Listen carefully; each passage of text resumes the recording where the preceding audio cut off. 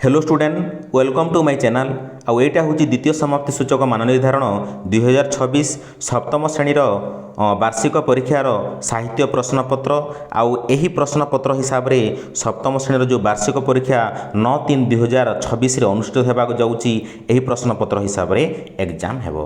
तेणुक यही वीडियो को संपूर्ण देखंतु आउ वर्तमान पर्यंत जो मैंने चैनल को सब्सक्राइब करना प्लीज सब्सक्राइब कर दिंतु और पाखरे थिबा बेल आइकन को दबाई दिंतु जहाँफल कि जो जेते भी वार्षिक परीक्षा हेबो समस्त सब्जेक्ट यही चैनल माध्यम तार ओरिजिनल प्रश्नपत्र सहित सठिक उत्तर पाई पारिबे आउ एग्जाम रे भल मार्क रखिकी पास करेंगे। ओके यहाँ हूँ समस्त स्टूडेंट मानक पई बहुत बहुत इंपोर्टाट आउ यहाँ हूँ द्वितीय समाप्ति सूचक मान निर्धारण 2026 ओरिजिनल प्रश्नपत्र आउ श्रेणी हूँ सप्तम आउ विषय हूँ भाषा बा साहित्य। ओके एठी प्रथमे देखंतु शिक्षार्थी नाम निज नाम एठी लिखिबे तापर निज रोल नंबर देबे आउ जो दिन एग्जाम हेबो से दिन तारीख एठी लिखिबे तापर निज विद्यालय नाम लिखिबे तापर एठी निज ब्लॉक नाम लिखिबे। एटा केबे मध्य भूलिबे नहीं आउ एटा प्रथमे सुंदर अक्षर फिलअप करिवे बा पूर्ण करिवे। ओके तापर देखंतु एटा हला लिखित रहिबो तार समय रहुची 2 घंटा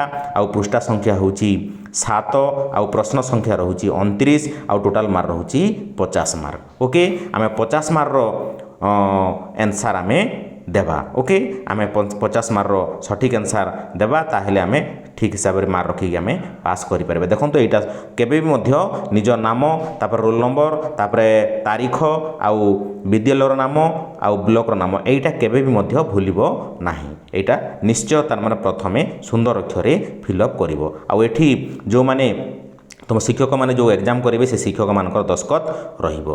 ओके तापर देखंतु एठी प्रति प्रश्नर मूल्य डाहण पाखर दे जाइए से डाहण पाखर मूल्य को आम देखिकी तार मार्कटा आम जानी पारिबा। ओके देखंतु पंचम श्रेणी और अष्टम श्रेणीर वार्षिक परीक्षा बा बोर्ड परीक्षा अनुष्ठित हेबो आउ सेटा पास फेल रहिबो। तेणुक पंचम श्रेणी और अष्टम श्रेणीर स्टूडेंट माने मध्य चैनल को सब्सक्राइब कर रखि थांतु आउ जाफल कि मु चैनल माध्यम सठिक प्रश्नपत्र सहित सठिक उत्तर आनिबि। देखो मुझे 2टा क्वेश्चन आनी गोटे है रचना आउ गोटे है पत्र लिखन आउ दरखास्त मु कहूँ यहाँ तार मार्क रहिबो 5 मार्क 10 मार्क। ओके देखो प्रथमे रचना आसिला तुम जीवन लक्ष्य तुम जीवन लक्ष्य 70 ରୁ 80 शब्द मध्य आम लिखा भल हिसाब से भल सुंदर अक्षर लिखिले आम 5 मार्क पाइबा। प्रत्येक मनुष्यर जीवन में एक निर्दिष्ट लक्ष्य रहिबा उचित बिना लक्ष्य जीवन एक मंगहीन ना सदृश मो जीवन मुख्य लक्ष्य हूँ जड़े आदर्श शिक्षक हेबा जो मैंने जोटा लक्ष्य रखिंट होगापी से लिखे। शिक्षकता एक महान वृत्ति जड़े शिक्षक ही समाज भविष्य गढ़ी था मु गरीब और असहाय पिला मागणार शिक्षादान करी से जड़े जड़े सुनागरिक भाव में गढ़ा चाहे शिक्षा ही समाज अंधविश्वास और कुसंस्कार दूर कर लक्ष्य पूरण पाई मुझे कठिन परिश्रम करुच्ची। यही हिसाब से रचना लिखब आउ सुंदर अक्षर लिखिले 5 मार्क पाइब। यहाँ खातार लिखि रखु आ प्राक्ट करूँ एग्जाम देवाक जीवी। ओके स्टूडेंट आम तापर देखो 2टा रचना पड़ा 2टा भितर जोटा भी गोटे करेंगे 2टा करेंगे ना गोटे लिखे मुझे आउ गोटे रचना आलोचना करी तुमर प्रिय खेल मोर प्रिय खेल हूँ फुटबॉल जो मैंने फुटबॉल को पसंद कर फुटबॉल लिखे जो मैंने क्रिकेट को पसंद क्रिकेट लिखे। यह एक बहुत उत्साहजनक और शारीरिक परिश्रम खेल। यही खेल खेलवा द्वारा शरीर सुस्थ और मन प्रफुल्ल रहे यह दलगत भावना और श्रृंखला शिक्षा दे थाए। मु प्रतिदिन अपराह्न मो सांग मान सहित पड़िया फुटबॉल खेले। यही खेलर 11 जन खेलाली एकाठ हो जितवाई चेष्टा करती। फुटबॉल खेलवा द्वारा मोर एकाग्रता वृद्धि पाए और मु निजकू सक्रिय अनुभव करे। यही हिसाब से 70 ରୁ 80 शब्द मध्य खातार प्राक्ट कर लिखब तापर एग्जाम देवाक जीव आउ भल मार्क रखिकी पास कर आसला आमर लिखन। ओके आमर पत्र लिखन हूँ सांग पाखक आम लिखा। यहाँ तार प्रश्न रहिबो तुम विद्यालय वार्षिक उत्सव केमिति पालन कल सांग निकट पाखक पत्र लिख। यहाँ प्रथमे निज डिस्ट्रिक्टर नाम लिखब तापर तारीख देव तापर प्रिय सांग अमर जगार निज नाम लिखब निज सांगर नाम लिखब मोर आंतरिक भल पाइबा ग्रहण करूँ आशा करे तू भलरे थिबु। आम विद्यालय गत सप्ताह वार्षिक क्रीड़ा उत्सव बहुत धूमधाम पालित होईगला। मु दौड़ और लंबडिया प्रतियोगितार भाग नहीं प्रथम स्थान अधिकार करी। जिलापाल महोदय मुख्य अतिथि भाव जोगदे मते पुरस्कार प्रदान करथिले। ଆଉ ସେହିଦିନ ବିଦ୍ୟାଳୟରେ ବହୁତ ଗହଳି ହୋଇଥିଲା ଏବଂ ଆମେ ସବୁଦିନ ଆମେ ସବୁ ସାଙ୍ଗମାନେ ମିଶି ବହୁତ ମଜା କରିଥିଲୁ। ଆଉ ତୋ ସ୍କୁଲରେ ଖେଳ କେବେ ହେବ ଜଣାଇବୁ। ତୋ ବାପା ମା ଓ ମାଆଙ୍କୁ ମୋର ପ୍ରଣାମ ଜଣାଇଦେବୁ। ତୋର ପ୍ରିୟ ସାଙ୍ଗ ଏଠି ନିଜ ନାମ ଲେଖିବ। ଓକେ, ଏଠି ନିଜର ନାମ ଲେଖିବ। ତୋର ପ୍ରିୟ ସାଙ୍ଗର ଜାଗାରେ ନିଜ ନାମ ଲେଖିବ, ତାପରେ ଠିକଣା ଦେବ, ନିଜର ଠିକଣା, ନିଜ ଗାଁର ଠିକଣା ଏଠି ଦେବ। ଓକେ, ଏଇଟା ହେଉଛି ପତ୍ର ଲିଖନ। ପତ୍ର ଲିଖନ ସୁନ୍ଦର ଅକ୍ଷରରେ ଲେଖିଲେ 5 ମାର୍କ ପାଇବ। ମୁଁ 2ଟା ଆଣିଛି, 2ଟା ପ୍ରାକ୍ଟିସ୍ କରିବ ଆଉ ଏକ୍ଜାମ୍ ଦେବାକୁ ଯିବ। ଆଉ ଗୋଟେ ହେଲା ଦରଖାସ୍ତ ଲିଖନ।